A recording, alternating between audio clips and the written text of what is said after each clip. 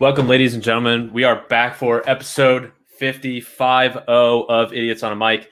Rod could not be here today. However, I am pulling on a good guest, good friend of mine. She is probably the biggest whiz in the social media game, if I had to guess. Taught me everything I know to this point. Someone who is going to give us a great conversation. We're going to have a lot of laughs today. We've got some trivia for her. We've got some questions about meth addicted fish and what they might be up to and what catching a meth addicted fish would be like. We're also going to talk about robots. If robots were conscious, how the hell would we even know? But without further ado, let me bring on my dear friend, Kit. Hello, Kit. How are you doing today? What's happening? This is long overdue. So you've been kind of behind the scenes with us, helping with some of the social media, giving us concepts and things like that. So glad we could finally get you on. And have some discussion. It's a shame that more people are not privy to the shit we talk about. I mean, it's a shame. So this is good. Yeah, well, I figured this is how this whole thing started in the first place.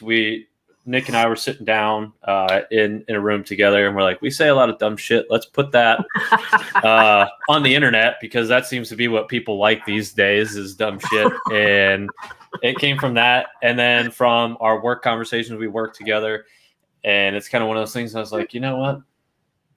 I think she fits in. I'm not going to call you an idiot on a mic because I don't want to do that to you. But here you are. Kathy, did you see her? Such a butter. So it is on, Kathy. Whereas I use this as a therapeutic outlet, my parents also decide that this would be a great time to publicly roast me. So from time to time, they will chime in with really nice things to say about myself or Rod typically, and depending on the guests that we have on. So be prepared for that. That's exciting. I didn't know that your mom was or could be as punchy as your dad. So this is exciting. I'm really looking forward to the wedding even more so now. Yes, that is coming up just in a few months now. We've still got some final touches to put on it. When I say we, I mean Megan, because she's way better at all this than I am. You don't have an opinion on the flowers and the table arrangements. Three things. The food, the beer, and the desserts. Like anything consumption related. That's three things. That's what I said. I said two originally, then I said three. Thanks for coming on the show. That'll be all for today. Hey. So, yeah, shortest episode we've ever had. You're like, oh, you're out. So just to touch base, we were supposed to do the marathon episode over the weekend. Something came up. Yes. We're still in the process of rescheduling that. So as soon as we know when that date is going to be, we'll let the public know when that date is going to be. Haven't confirmed anything yet. Still got to get everybody kind of into one collective mind and figure out what date we can do for that. I'm still excited though. And part of what I want to do for today, before we actually get into some of our articles, is I tried to base some of my trivia off of every particular person. Okay. And I kind of want to pull from some of the trivia that I was going to utilize for you as I'm kind of scrolling through my phone here. Now, you said you're a movie person. Yes. Unfortunately, since having kids, there's a large portion of those in my life right now that are animated, and I'm not exactly excited about that, but yes. See, I'm just the opposite. I love animated movies. I'm a sucker for an animated movie. Now, there's borderline ones. Rod and I, one episode we did is we picked a movie. Yeah. And just based on the movie title and the poster for the movie, we tried to guess the plot, and it was an animated movie called Spy Cat. And let me tell you, it was the most dog shit movie I've ever seen. And it was I did not anticipate it being so heavily geared towards younger kids. I mean, Pixar does such a great job with appealing to people of all ages. Like Sure, there's a lot of double entendres, a lot of hidden jokes, and a lot of smart comedy, even regardless of age. Yeah. Especially the older movies, because they could put that stuff in there a little bit easier, I would say. Sure. I don't know if it was like, as a younger age, we were more ignorant back then than we may be now, to where it's like, if someone slipped those jokes in, even a 10-year-old would probably like, okay. That was a sex joke. I know what's going on. Yeah. So I mean, maybe that's the case, and it doesn't seem like it is as aggressive as it used to be. I mean, you go back and you watch like Bug's Life or Toy Story or anything like that, and you catch on to some of those jokes, and you're like, you sly dog, Pixar. Yeah. So they have to, otherwise parents would never continue to go to these goddamn movies. And that's exactly it. And they're like, well, we know the kids are our target audience. However, they got to get there somehow. Exactly. Somebody's got to take them there, and somebody's got to buy the ticket and all the shit that you have to buy when you go to the theater. Yeah. Exactly. By the way, I told my son was like, Mom, can I watch you on this podcast? I'm like, I don't know. There's probably going to be swearing. And then I'm like, I don't know if Matt swears that much, but I'm like, but I do. So I don't know that I want you to watch this.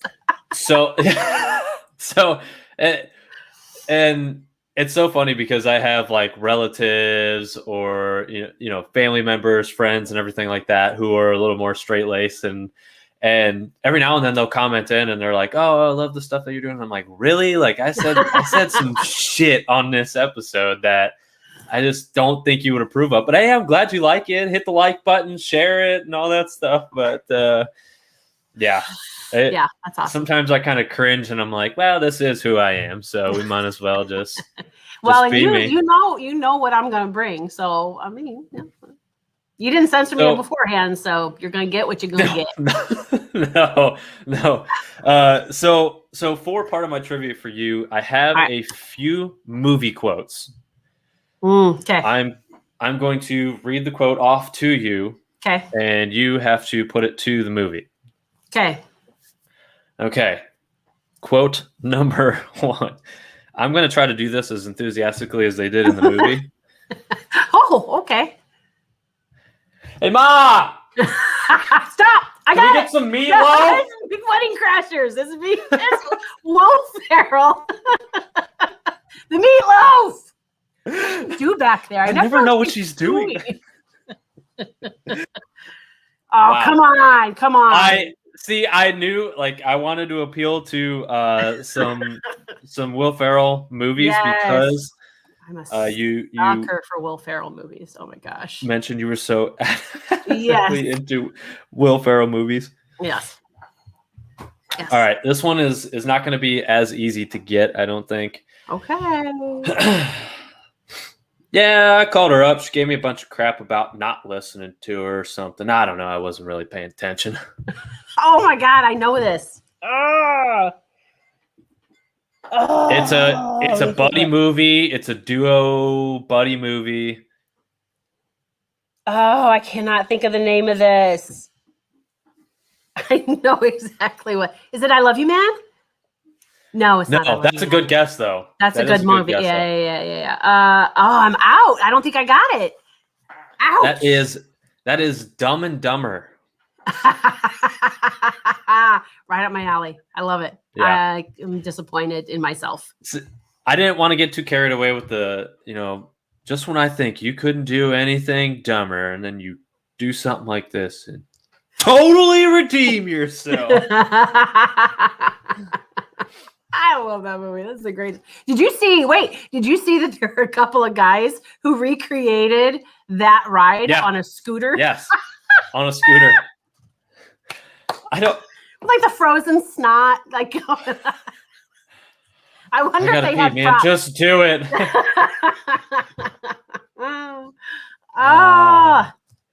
And then he stands up and he's frozen to his back. I know. I don't think there's anything better than like a buddy comedy. True. So you must have liked Thor, the standalone one where he was much more. It was much more of a bro flick. Ragnarok. Ragnarok. Yeah, The third that one. was funny. That was really funny, and a bit of a departure from the rest of the Marvel series. Yeah, and that was a lot of the gripe that people had about that movie is, yes, it was very comedic. Yes, in terms of the movie as a whole, great movie. In terms of what it did for the Marvel Universe, who cares? It's funny. I know. I mean, it's a whole series about comic books. I mean, how serious are you supposed to take it? Come on. Well, herein lies the culture that we're in now. Is if you don't follow something to a T, you will get roasted on the internet in some way, shape, or form. And clearly, your co-host behind you is upset about it, so I'll back off. Yeah, the Hellhounds typically do make an appearance. They're quiet now, so this is fantastic for me. Cannot promise it will stay that way. All right. I got another one for you in terms of dumb movies. This should be fantastic. I can't. Let me get into character here. I think that's your mom's favorite part. She wanted you to repeat the last one. Oh, the something about not listening. Maybe there was some marital advice in there. So her. Just subliminal marital advice from my mother on a live stream at 7:14 p.m. on a Wednesday. So she's also a Will Ferrell fan, and her impression of Will Ferrell is just going idiot. So I think that's what she was going for. Hillbilly. My boy Blue. All of them. They're so good. Okay, sorry. All right. Next quote. My third one for you.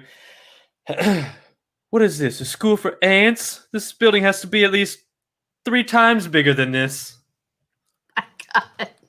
I don't know what it is, but I want to hear you read it again.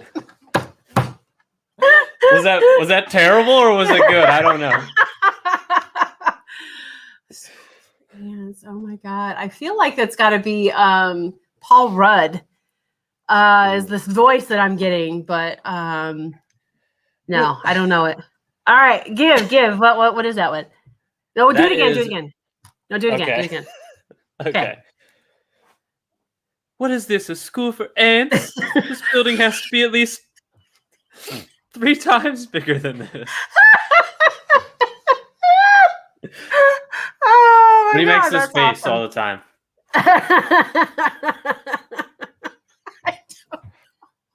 You don't know? No.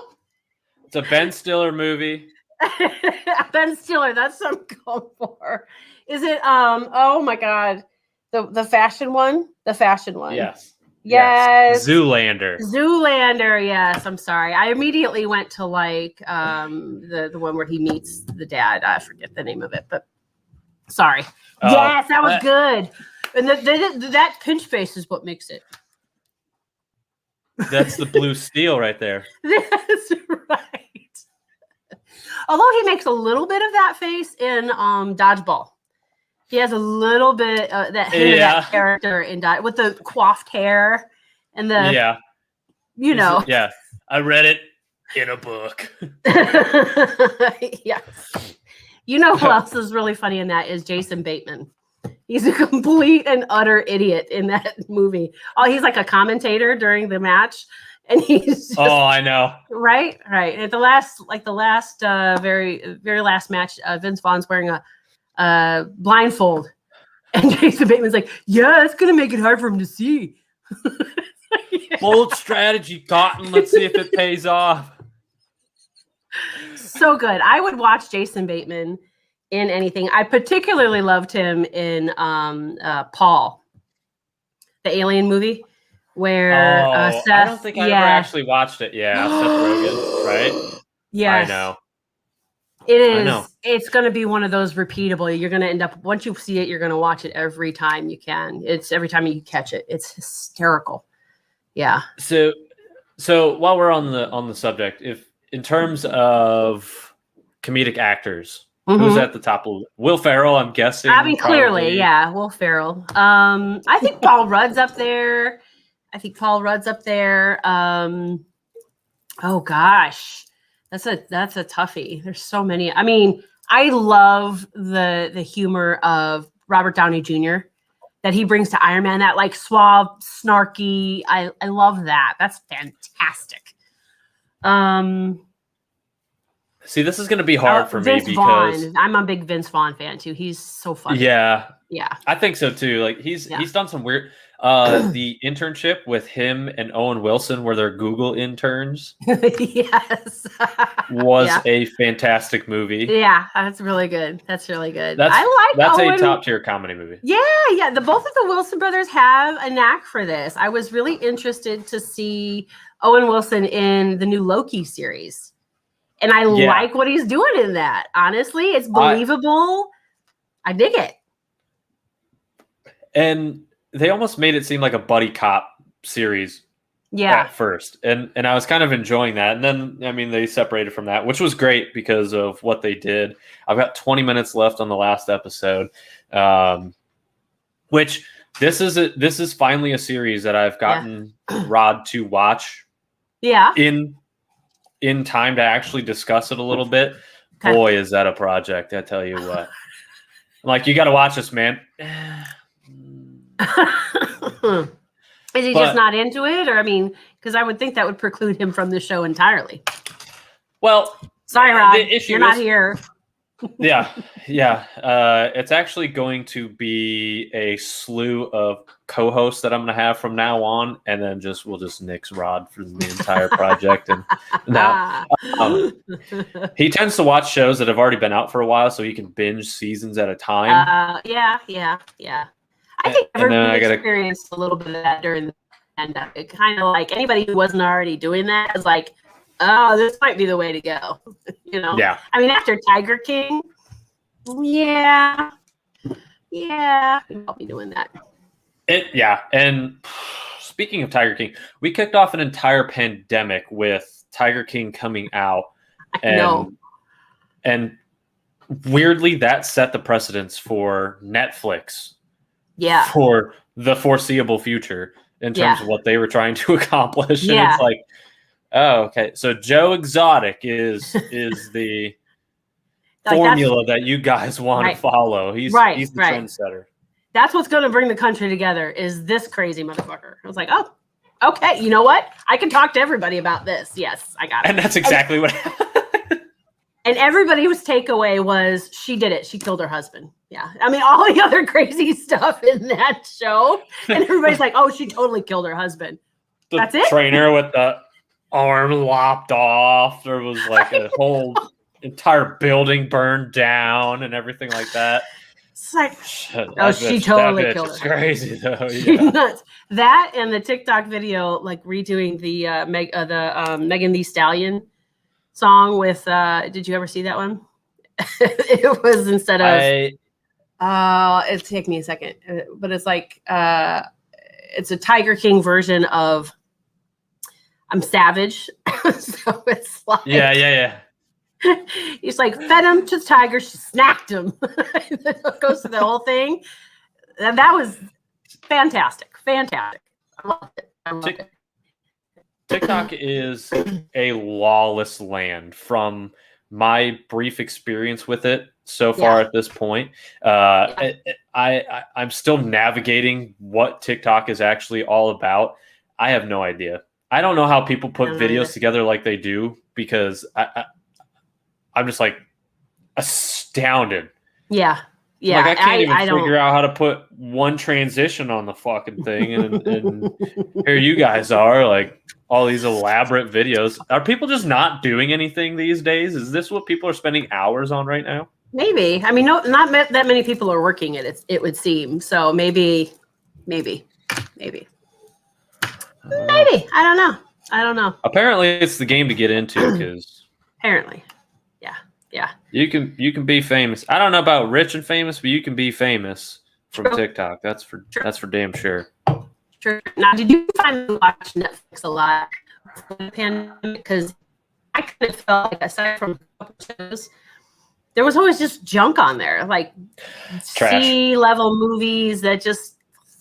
Now it's a different story, but before that, it just wasn't happening.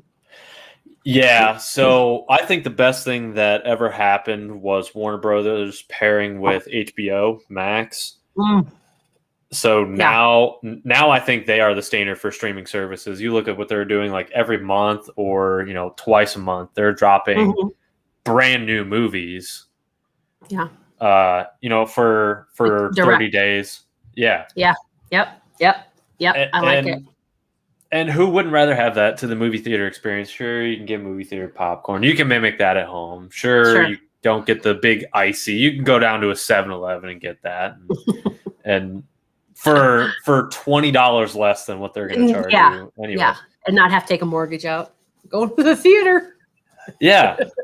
They're just like hand up to the elbow, or do you want the whole arm for this movie?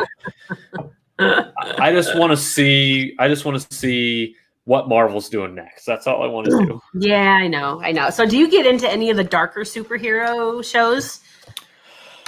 Yes. So tell me some of your favorites. So there is The Boys on Amazon. Yes! I love it. It's awful. I want to meet that guy and I want him to call me the C word. It's just the greatest thing ever. So people are petitioning for him to be Wolverine, and I don't see a replacement for Hugh Jackman. But if there's gonna be one, oh shit, what's his name? Urban something. Or other. Yeah. I'll Google it. What is it? I don't know. He's fantastic though. I love him. He's been in a lot of other stuff before that, but that he has nailed it. I cannot wait for the next season. I can't either, and it's incredible. Like, so one theory that we brought up before on the show is that all these superhero movies or TV shows that are coming to Amazon, they're all painting Superman to a degree in a negative light. Because you look at Homelander, I mean, he's Superman. At the root of it. Yeah. You look at Omni-Man with Invincible, if you happen to catch that at all. That's an animated series, but it's the animated version of The Boys. Okay, I'm making a note, man. It is incredibly gory. There's a lot of twists and turns in it. Okay. And what was it called again? So it's called Invincible. All right. Taking notes. All right. And it's first you give me homework, and then I got to take notes straight. It's like, Jesus, I'm homework in school that again. you didn't do. Well, that's true. These articles are going to be just as much of a surprise to you as they will be to the fans. It's okay. If we even get to them. I mean, do we even need it? Come on. I mean, we haven't even gotten to the questions that I have for you. So. You have. So this is the first time that someone would. You have a list. Who did homework? Who prepares for their podcast? Oh yeah. So it's funny that you say that, because when guests come on with notes, Rod and I are just like, fuck yeah, we should probably take notes for this one day. Huh? Might be a good idea. We just kind of fly by the seat of our pants and see what happens. And we've got topics to hit. We hit those topics, and that's all we're concerned with. It's fine. It's all good. Well, I did want to ask you, though, because you had kind of touched on one of them. You were talking about Batman and the whole boys. And I agree that character of, what's his name? He is very much being styled after, like, Superman or whatever. But, like, there's been so many Batman actors over the years, and being such a superhero fanatic, do you have an opinion on your favorite one? What do you think is the best actor to have ever played Batman? Well, first and foremost, the character of Batman is a stooge. I just think there's so many like him, and that's not to say that there aren't like similar to Superman or anything like that, but in terms of characters like Batman, like Green Arrow, maybe not as good of a detective, but still no abilities and is an incredible hero. Iron Man, things like that. Yeah. However, my Batman is Christian Bale. Yeah. My Batman is absolutely Christian Bale. And that's kind of tough for me because the technology was here when Christian Bale was Batman. Yeah. And so I think they were able to produce better movies. However, I think he just portrayed the character very, very, very well. Just even keeled, like monotone, but also very arrogant to a sense. Like there's like Tony Stark, Iron Man arrogance, and billionaire and all this stuff, and then there's Batman arrogance and everything, and they're two totally different tones. And I think he captured that really well. I'll tell you right now, who isn't my Batman? Fucking Ben Affleck is not my Batman. Yes, thank Robert Pattinson will not be my Batman. I know, he's like too skinny or something. Like, it doesn't. Like, you're still the geeky kid from the vampire from the whole Twilight series, for Christ's sake. I know. I agree. I'm not a fan. Not a fan. Although I did like Michael Keaton because he was like a little dorky and so like an unlikely cast, but I think it totally worked. I mean, those movies, old as they were still pretty enjoyable. George Clooney, also not my Batman. True. I agree. How many iterations? He wasn't even on my list. He wasn't even on my list. Like Adam West made my list. Yeah. So the guy who voices Batman in the cartoons makes it before. It's a real show. I know. I don't know. Real person. What I don't understand is, for whatever reason, the year that George Clooney was Batman, they decided to put nipples on the suit. I don't understand what the thought process was behind that at all. They don't even make sense on men in real life. Why would you purposely put them on that? What a terrible idea. They're like, we want to emphasize that although he wears a cape and everything, he is a human being. But nipples on his suit. Yeah. Yeah. Jeepers, Batman, is it cold in here? Or? Yes, it is. Yes. All the way through my Kevlar. Yeah. We are facing Mr. Freeze, so. Yeah, awesome. Christian Bale without a doubt. I think the bad guys, and it is such a shame that Heath Ledger passed away. Oh, he was incredible as the Joker. Incredible. And that was the thing too, is they were explaining like he basically like put himself. Did you see what your mother wrote? Kathy! I'm not saying I didn't think it, but Kathy! So that is the whole reason that Robin wears bright colors, is so that people shoot at him and not Batman. So maybe in addition to that, they were like, you know what would make him stick out even more give him some nips. Yep, that's and put his underwear on outside of his pants. Yep, he's gonna be a target. On the outside of his pants. Yeah, well, Superman does it. Bulletproof. So I love it. I love it. What Superman does. Well, I have to say, just for the whole genre, I do really enjoy some of the like lesser. I shouldn't say lesser known. I just don't usually have somebody to talk to about this stuff because in my circle, I'm like the only one who likes this stuff. But I do like The Boys. And some of the darker ones. Now there's a whole did you see the most recent iteration of The Watchmen? On HBO? Yes, that was really good. With I have not. You haven't? Oh, no, yeah. And that's tough. With Regina King. It's pretty good. Yeah, it's pretty good. And I like it that it kind of ties. It's a lesser known series for sure, right? That whole string. But I don't know. I really dig it. There's a lot to it. There's a lot of history, and they've only kind of scratched the surface. Jean Smart in that series is a riot. Like, I love her in everything she does. I just watched her in Max, where she's a Vegas comic, and oh my gosh, it's so good and all this stuff. Anyway, I would definitely suggest that. And then I also watched what is it, Lovecraft?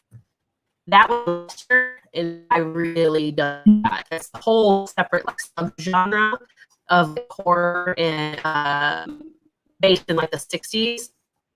Yeah, that's really good. I would highly recommend that if you haven't watched that. Lovecraft Country is what it was. Lovecraft Country. And Netflix just did a Jupiter's Legacy or something like that. That's supposed to be like a watered down Boys, I guess. Oh, really? Couldn't invest in it. It's Josh Duhamel is like the main guy. Okay. It looked cheesy to me. I didn't invest in it yet. That'll be something that'll be on the back burner, I'm sure. Brightburn is a fantastic suggestion, that's actually a movie, and it's more or less if Superman grew up to be evil. So he discovers his powers as a kid. He realizes that he can't be stopped, and then he just slaughters people. I don't hate that. Did you ever get into that? Oh, sorry, we got another guest. Guest. No, you don't. Just put your face in here. It bodes well for that. This is CJ. He's my 9-year-old. Hello, CJ. He is very much into the Loki. We're watching Loki, and we watched WandaVision, right? Yeah. And we're very much into the fantastic series. Oh yeah, all good so far. And Falcon and the Winter Soldier. Yep. Excellent. He's my kiddo with that. Yeah. So he's very curious about all of this. So yeah. Anyway, but he's gone. But yeah. So that just happened. Yeah, he's my fun. He's my guy. But there was another one, The Umbrella Academy. Tell me you've watched that. Yes, I did. I watched. I'm not complete. I'm not done with season 2, and it's hard because I enjoy the premise, but the special effects and everything are quite bad. I didn't feel that way. I really I loved Klaus. I'm like, really, whatever this guy and whatever shape that guy's character takes, I'm in. He is nuts, and I live for it. I want all of it. He's crazy. Absolutely.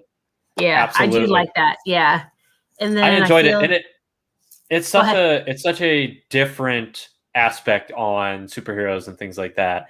And that's definitely dystopian.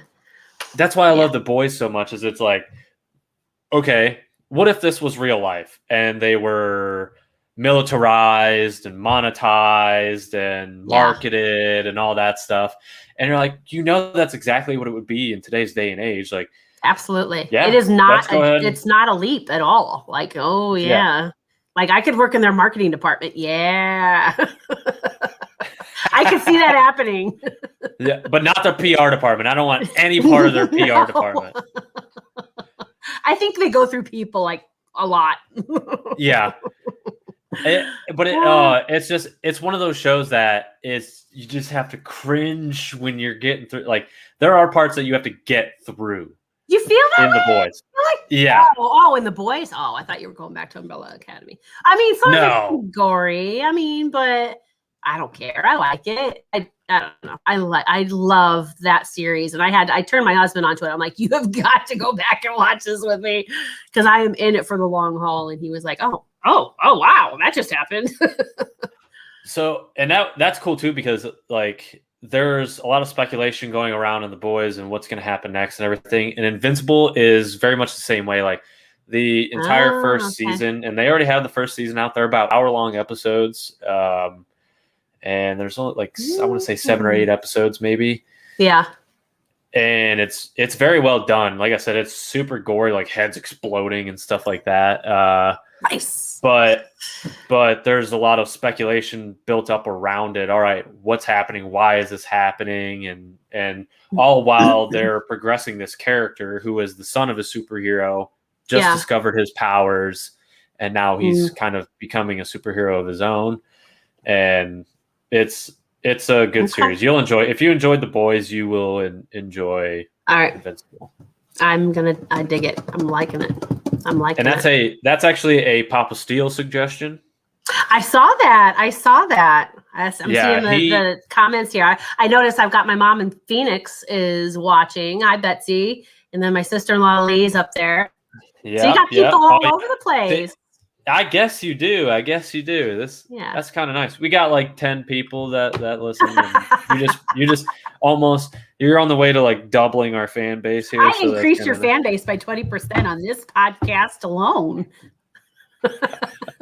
And those are just the people that are commenting. Who knows how many more are watching? I'm just saying. So I'm on my second glass of wine, by the way. Oh, perfect. I'm on my third beer, which, by the way, we got the lattes, as always. Have you tried the Corona premiums? I have not. Sorry, didn't mean to interrupt. You got your summer shandy there? No. This is a German-style lager from Leinekugel. So I'm used to seeing their summer shandies this time of year. Yeah.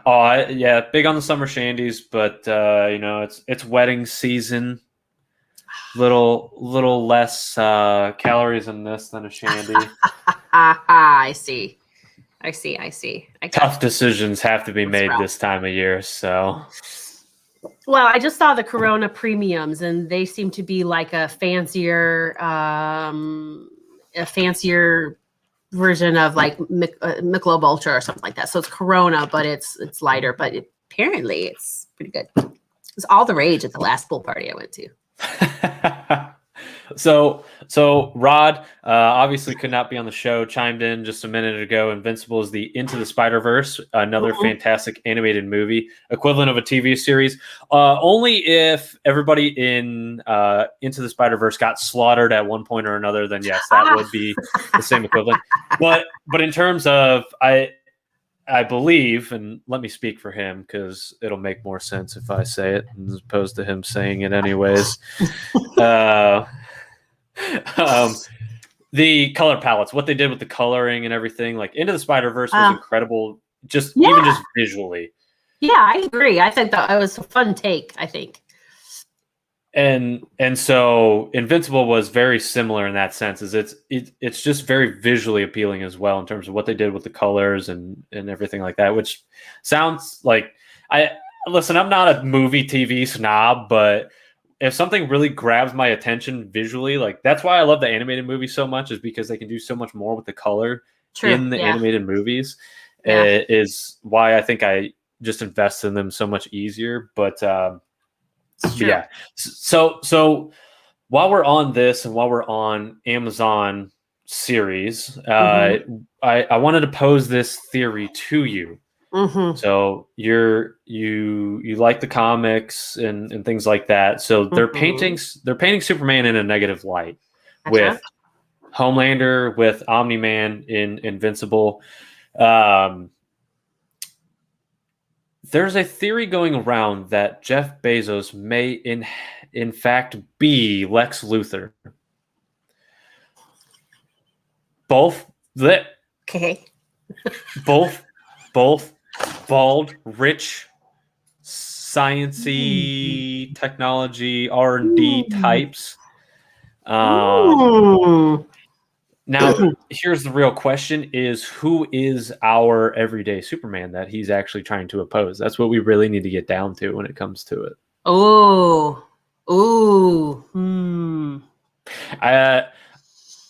mean, could it be one of the trifecta? Could it be Richard Branson? I mean, he's a fucking likable guy. I mean, but does he do enough good stuff? I don't know. Of the three of them, he's probably the most likable, right? Let's say it's Elon Musk, and because he's from a different planet, and maybe he just literally instead of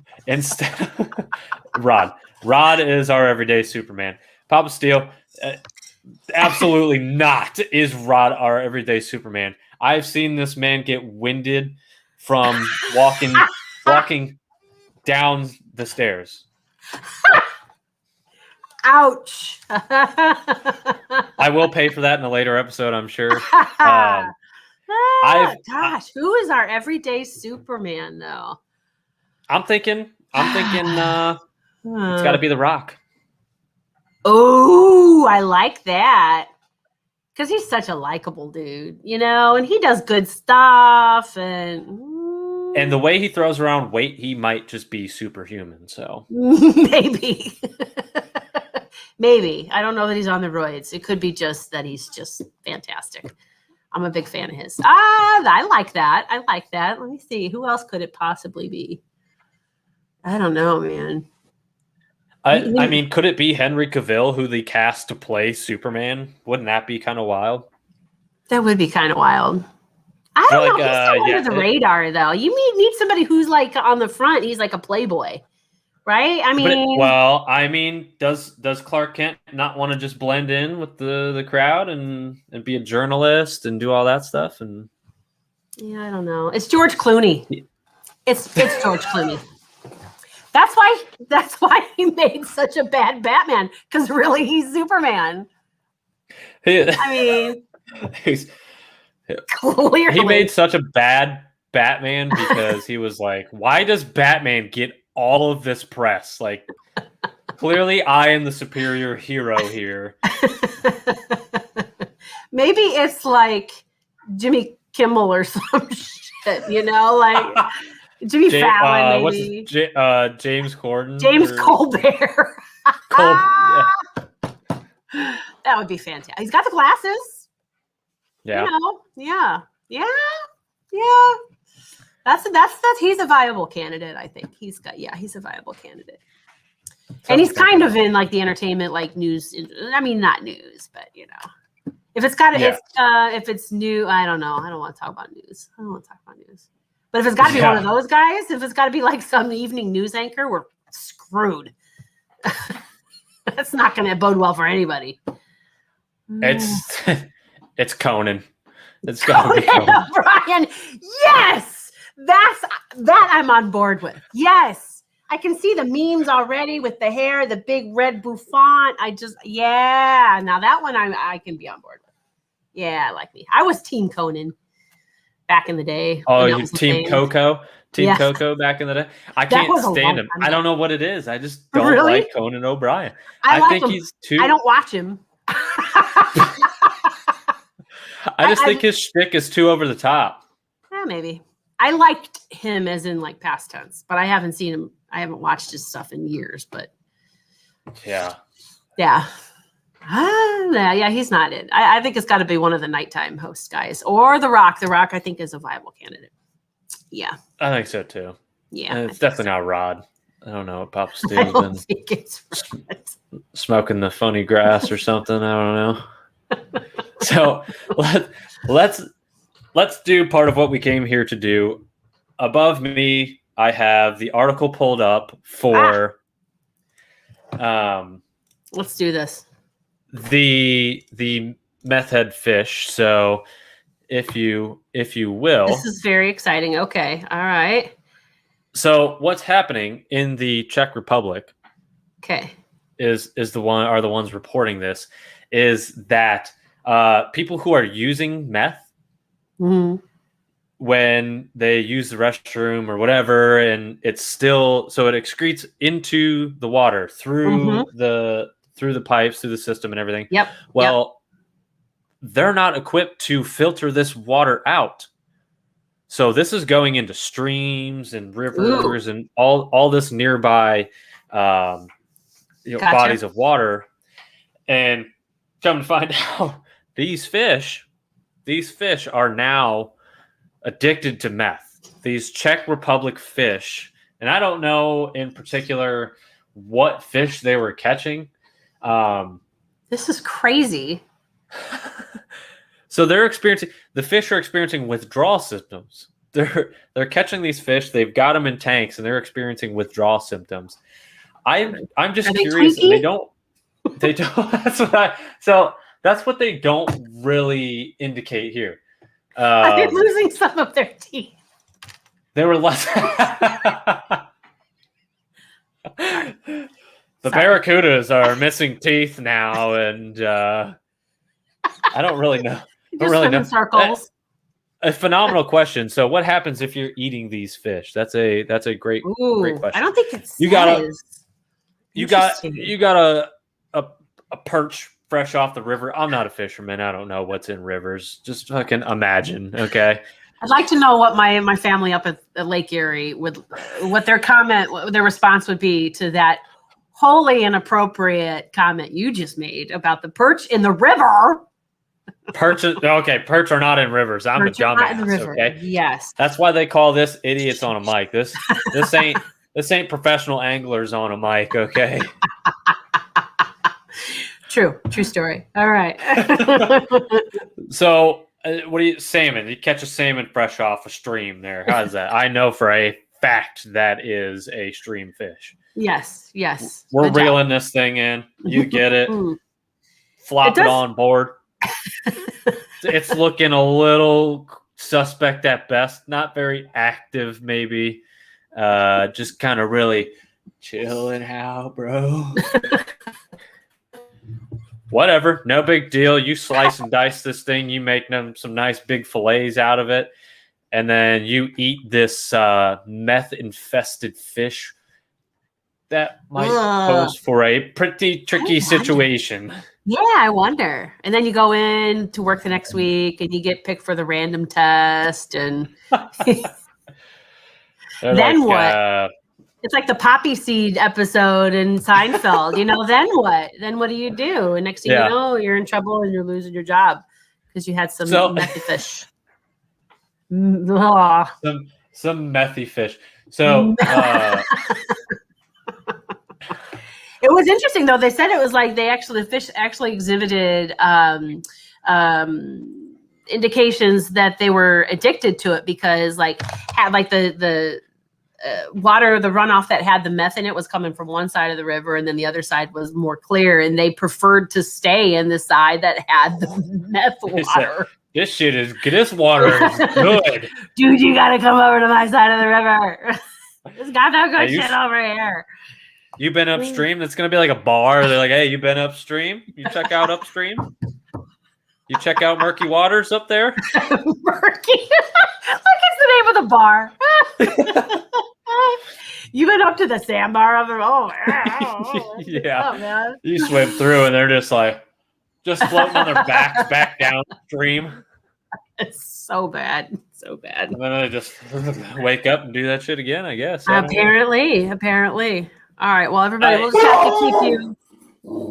We will have to keep you updated and as news comes out on this issue. Yeah.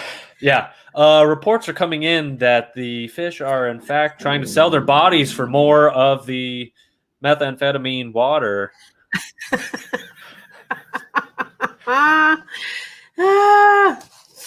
Yeah. All right. Good one. Where do you find these things? Where do you find this stuff? All right. What else do you want to talk about? There's some other good stuff. Twitter is a wonderful land. So I'm going to tell you my process. Okay.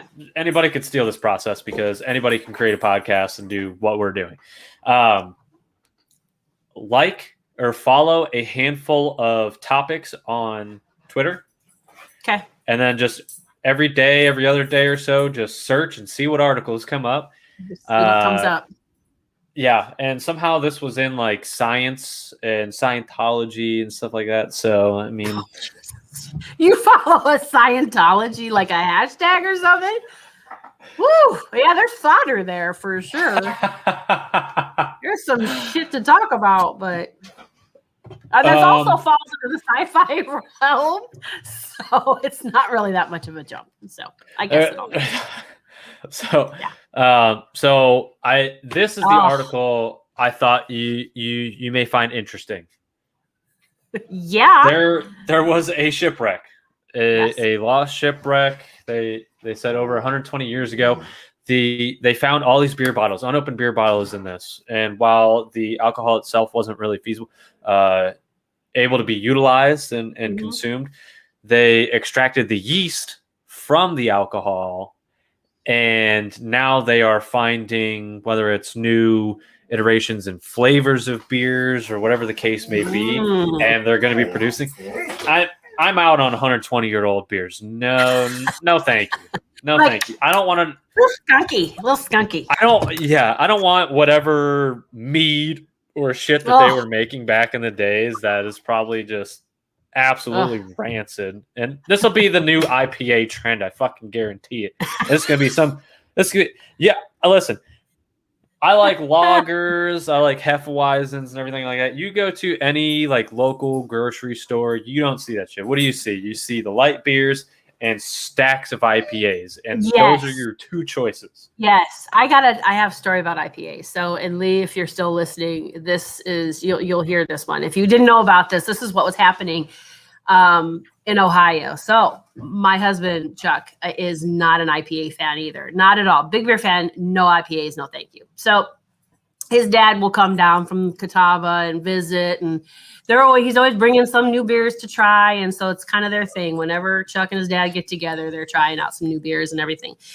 And so they bring this mix pack down. I think Grandpa brought it down here first. And they go through, he stays for like a long weekend, and they go through all the beer except for this one fucking bottle of IPA.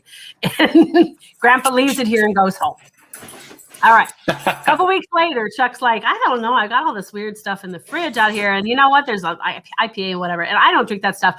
I'm going to take it up to Grandpa's house. So we go ahead and take it up to Grandpa's house. Fucking leave it there. About 3 weeks later, Grandpa comes down and visits again. Brings that same goddamn bottle of IPA back. Chuck's like, son of a bitch. And now it's a thing. It's like, neither one of them like IPA, and this bottle is so well traveled across the state of Ohio at this point. Like, it's got to be actually worth more money than it should be because of the miles on it. It's ridiculous. So yeah, I don't understand the appeal of IPAs. I really don't. And I'll make it a point. If I have friends that like IPAs, I will take a sip of whatever IPA they're drinking, knowing I'm not going to finish this thing. Yeah. But unless it's free. If it's free, yeah, IPAs are great. If it's free, yeah, sure. If it's free, it's for me. But I'll give one of these. It's fucking hard. I knew that was going to be bad, but it made me taste it anyways because it's unlike any other IPA you've ever had.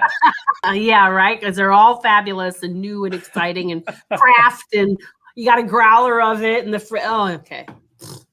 Forget it. I'm out. But this one looks interesting. Yeah, so that like they're making new beers based on the yeast strains they found in this whole shipwreck, which anytime they find anything cool in a shipwreck, I'm in. I always want to read that story. Yeah, I just don't know. I don't know, like, some of the science behind what we do and what we're looking for is beyond me. Like, why did we waste time extracting the yeast from this 120-year-old beer? What was this going to tell us? Like, what newfound technology were we going to gain from this? Maybe just try one. It tastes really disgusting, and you throw the whole thing, or you sell them, whatever. Put them in a museum. Who gives a shit? Like, maybe this is Superman's hobby. Maybe this is what George Clooney or The Rock. This is what they're doing for fun on the side. I just imagine The Rock's like, I put that shit in my tequila. I know, he's so much more badass than like everybody, right? He's awesome. He really is. This bottle alone is really cool. I would buy the bottle. Yeah, that would be a fantastic piece to have. Yeah. But what's in the bottle? No, I'll scrub that shit 12 times over before I actually drink out of this thing. There's no way. Absolutely disgusting. This bottle will probably turn back to sand in your hand if you hold it for too long. And you know what? The caption on that said, when opened, the beer inside the bottles found on the Wallachia had a far from appetizing odor. How fancy are these people? It's not an odor, it's an odor. O-D-O-U-R. I'm like, some fancy shit. Yeah, you're IPA drinkers for sure. Okay. Yeah. The odor. The odor. I think their pinky was up when they said that too. It's like when they hold it. Yeah. And their little curled handlebar mustache thing going on. Yeah. That's awesome. Quite the odor.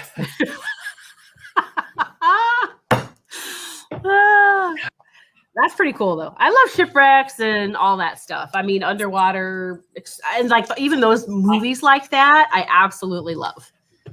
I do too. I love the mystery behind it. I think all of that is all well and good. And like, oh, what was this? So we did an iteration of unsolved mysteries on the show one time. Ooh.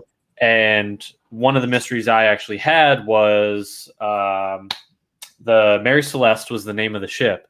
Mm-hmm. And it was found just kind of sporadically floating out in New the sea. England, right? Yeah. Yeah, this was hundreds of years ago, I think. Yeah, I've heard years ago, maybe. Story, yeah. And so this other ship boards it. They find nobody there, but it's like all of their clothes were like folded up neatly and everything, and it was like they intentionally left. The life raft was gone, but there was like nobody in sight and all this stuff, and they were never found. The people were never found. They brought the ship in, and I believe it was actually hauling alcohol. Maybe, who knows? Oh, come on. What's your theory? Well, you must have solved this on the show, clearly. Oh, no. Here's what I think. They drank old beer and died. That's probably what may have happened. They drank old, yeasty, stinky beer and they died. They jumped overboard. With a foul odor. No, my theory is, so the people who boarded the ship, they ended up bringing the ship in because maritime law, I guess, if you find an abandoned ship, you can take it in and basically get your money's worth for bringing it in. Yeah. And I don't think that was the case. I think they were pirated and killed by whoever actually brought it in.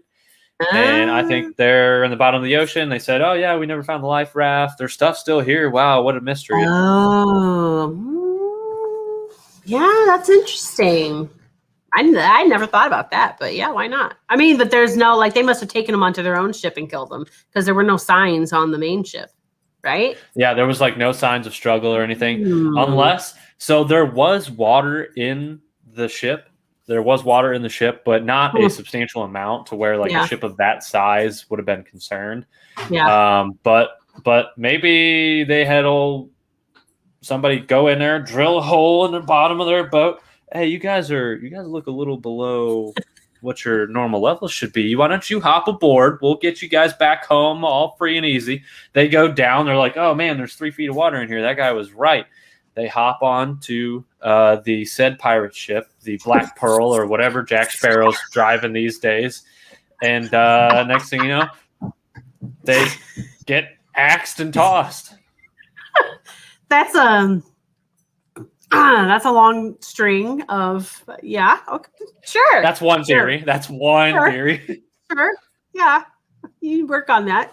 I'll read the book when you put it out, but we'll see. Speaking of, I don't know why this just popped in my head when you said that. So, Halloween season, House on Haunting Hill came out a few years ago. Did you ever get a chance to watch it on Netflix? Is this House on Haunted Hill? The Haunting of Hill House. Haunting of Hill House. Yes. Yes. So good. Phenomenal. So good. I love all of that entire genre. That was a good show. Did they do a second season? Haunting of Bly Manor. It was a completely different cast, completely different. Yeah, I didn't dig that one as much. It wasn't as I didn't either. It wasn't as freaky. It didn't scare you as much though. It was still a pretty good story. I mean, I'd watch the third season, but the Haunting of Hill House was good. It was really good.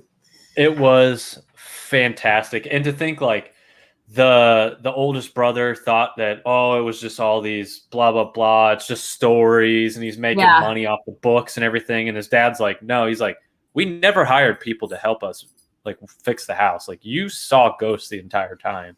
Yeah. I liked it. Yeah. I haven't seen anything about it next season though. I know a lot of stuff's been behind because of the pandemic and stuff. A lot of stuff didn't film like, you would have hoped. Although it's starting to pick up. There's something on Paramount called Evil.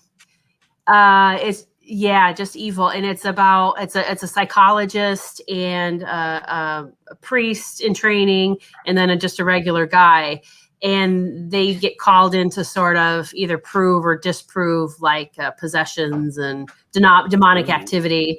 And so like the two people are always like, the psychologist and the average guy. They're usually able to find an explanation for everything they find. But there's some pretty interesting stuff. So every episode is a different situation. And then there's this other character, this Leland character, who he's the bad guy from Lost. Did you ever watch that where everybody was on the island? Yeah, I started to watch it. Is it the older guy, or is that am I way too early? Older, shorter guy, where you just you just never know. You always know he's not telling you the whole truth, and there's something a little wrong and sneaky about him. Well, he plays the actual demon character in this show, and just the way they interact, and it's a modern setting, and it's just interesting about how you can kind of get away with trying to explain certain things in certain ways, and it's interesting. And they just came out with their second season, which I thought was fun because again, a lot of stuff's been delayed. So I was happy to see that. But evil. Are you for or against all the streaming services? There's too many branches now, no? They are all over the place. We did get rid of DirecTV and ended up going with just YouTube TV, which works great. You can still get your local channels and all that stuff. But then we still have HBO Max and Netflix and Amazon Prime and now there was something I just had to have on Paramount Plus and on Paramount Plus. It's that's how I get you. Yeah, and honestly, it's we watch a movie or not a movie, but some kind of show. My husband and I watch every night before bed, but that's really the only TV we get. That's it. So it's why the hell do we have so many streaming services? And we have a theater room in our house. It's you'd think that we spend all this time just eating popcorn and watching TV, and we don't. It's weird. We should. And that's the thing too, is especially I don't do auto renewals on stuff. If certain ones, like HBO Max and things like that.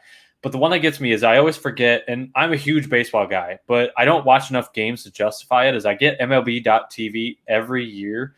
Yeah. And it's $120 for the full year. And which, when you break it down, $10 a month, it's not the worst thing in the world.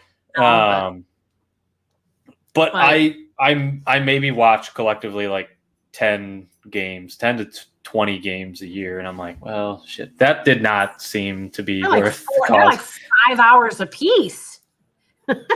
It's a good background. So this is how I typically end up watching baseball, doing editing for the podcast or something, and then it's just up on the screen above me because an hour can go by and nothing may have changed, and I can look up and I go, okay, it's still a 1-1 game or something like that. Yeah, that's true. Yeah, never been a big baseball fan. I like to see some live, sports when you can go. I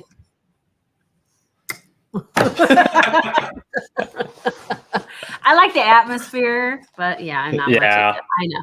This is why we're talking about movies and not sports. So fair enough. All right. So we're gonna wrap it up here. I have one more movie quote that I want to see if you can get. I don't know. You didn't do as well as I thought you were going to do earlier. You know what? Wait until I come with trivia next time for you. So, what other questions do you have for me before I ask you this final quote? Number one, do you do any impressions? And I think we can see not very well. I have. You got Owen Wilson's. Wow. That's actually not bad. Wow. That's not bad. That's not. What else? Or is that? Morty from Rick and Morty. Occasionally, I haven't done it in a while, so it's kind of hit or miss. A phenomenal Scooby-Doo, actually. Those are timeless. The one I I haven't gotten around to working on, and this is I'd actually asked the audience. Papa Steele came back with the original Captain Kirk, so William Shatner, yes, Captain Kirk. Yes. That one might take some time. There doesn't seem to be very specific. It is he's doesn't seem to be any rhyme or reason to where his punctuation is throughout his sentences. Because sometimes English teacher's nightmare. Yeah. And so that much I think I have is like the cadence of the whole thing. I think I have that figured out, but the voice is. I love trying to do impressions. I'm not good at them, but I enjoy watching people who can do impressions. Like Tom Hiddleston does really good impressions. Yeah. I've seen him. What is it on Jim the Graham? Carrey. Oh yeah, Graham Norton. Yeah, the Graham Norton show. Like he gets people to do the craziest stuff on his show. I never catch it live, but yeah, that's and that I think is where I've seen like Tom Hiddleston and some of the other guys doing impressions of other members of the cast, which I like that. But that whole punctuation he does thing. I'm sorry. Go ahead. He does like a Chris Evans impression. He did a Graham Norton impression, which was spot on. Really? Robert De Niro. Why can't I think of his name? Your dad. Oh, that's gonna really drink in that show. That's that. I mean, the real reason. All the good ones you can, right? Cheers. Yeah, exactly. Thank you. Sure, of course. But the punctuation, it reminds me of Christopher Walken too. Like you never know where his sentences start and stop either. Yeah, you don't. There's just like a long pause and you're like, was that it? And then it'll just go for another string of like, yeah. That's what I like. That's what I enjoy about TikTok is the people who do impressions on TikTok, because they'll get suggestions like, all right, do Vince Vaughn in this scenario or do Matthew McConaughey. The one that I love is there's a guy that does Matthew McConaughey impressions, but he does it like, do Matthew McConaughey if he auditioned for Thanos or something like that. That's challenging. Wow. And they're incredible. I'll have to see if I can save some of the videos onto my laptop so we can pull them up. And kudos to the guy who actually does the impressions. But it's the dumbest. Like I'll just go down a rabbit hole for like hours just watching people do impressions, and it's a terrible way to spend my time though. Well, even if they're bad, sometimes they're still entertaining. I remember this was a long time ago, pre-kids. My husband and I, we were out west, and we had gotten into Jimmy Buffett concerts just because of we hadn't really done a lot of outdoor concerts, and you go and it's this whole thing. A lot of people don't even go into the show because they're partying so hard in the parking lot, that people bring in like a whole truckload of sand and pop up their tiki thing right in the back of their truck. It's like, this is the greatest thing ever. So we did several of those, and we took with us one year a whole group of people. I had this huge expedition, and so we crammed it full of people and went to a Parrot Head concert. And our friend Amy, her husband is Australian. And on the way back, clearly we'd had enough booze that just about everything was funny at this point. And he has super thick Australian accent. And he said, have you ever heard my Elvis impression? Like, no, but it sounds great. Let's do it. He's like, we died. It was the greatest thing ever. Oh, and we talked about it for a year, and it was just terrible. So even the bad ones. Oh yeah. There's entertainment value in any impression, because that's just it. Either it's really good and you're like, wow, that's incredible, or it's so far off base you're like, that it's just humorous. And you're like, oh, that's supposed to be, that's Elvis. Yeah, I can hear it. I can hear it now. I mean, honestly, anything in an Australian accent is worth listening to. You're like, do that again. That's great. Yeah. Repeat. Play it again. Yeah. Play the hits. Let's do this again. All right. Well, the rest of the questions will wait. I had an idea for playing the Never Have I Ever game. I think that would be a good time. But we can save some of this good stuff for the marathon podcast. I'm super excited about that. I love what you guys are doing there. And Kathy, your Yes. mom. Yeah. I did not expect her to come into this so hard, and I absolutely love it. Kathy, we're going to be best friends, and you don't even know it. All right, let's finish this off. My last quote, my movie quote for you. This should be a walk in the park. Pretty obvious one, I think. All right. I'm not. Now I know I'm gonna butch the the impression. Let's do it.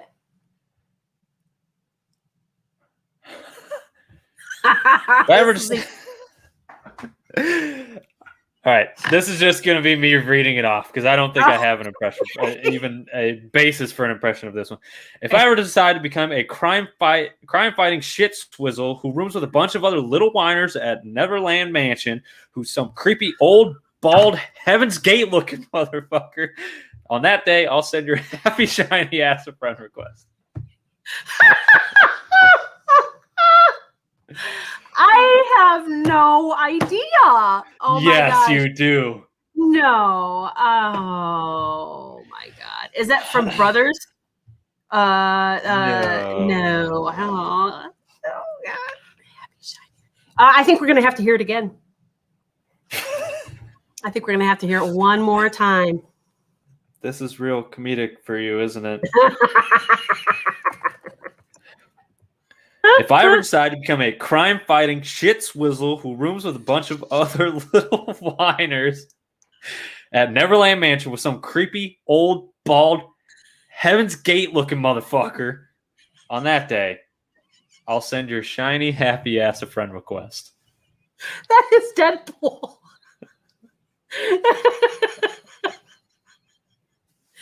I just wanted to hear you say it again. That's got to be from Deadpool. I do not have a Ryan Reynolds impression. That is from Deadpool, yes. I love him. I love his sense of humor. I love all of it. And I know that movie was so raw for so many people, but I couldn't get enough of it. Loved it. I enjoyed it so much. And that's the thing is, like, I'm the same way. I really like Ryan Reynolds' sense of humor, but he has made some dog shit movies. Yes. Sadly, he has made some bad movies. Yeah. I think we're on the up and up with being a part of the Marvel franchise now, and you know, hopefully he can take his career in the right. I mean, he did like National Lampoon and Waiting and movies like that, but Waiting was funny. I mean, it makes you never want to eat at a restaurant ever again in your life. Absolutely not. No. Yeah, there's just no way. And think about the cast now, like Dane Cook at the time. Oh my goodness, these guys were just out of this world. They're so funny.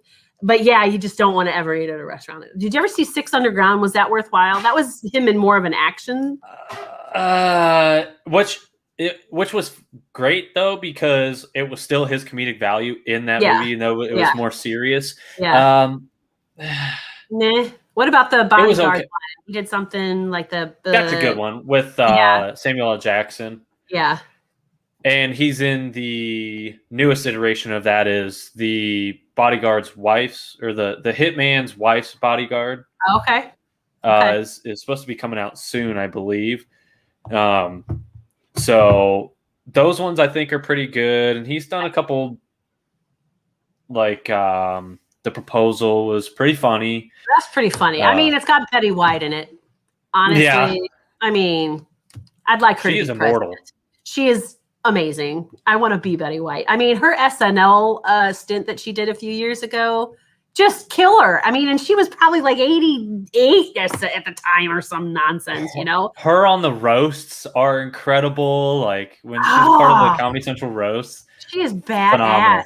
Phenomenal. The giant dusty muffin. Fucking love it. I was a Golden Girls fan from back in the day, because those old broads, you know, back before you could get really anything that salty on TV, that was some funny, shady shit. I liked it. But yeah, I like me some Betty White. I like it. I'll take it. All right. Well, Matt, thank you. I appreciate that. This has been a good time.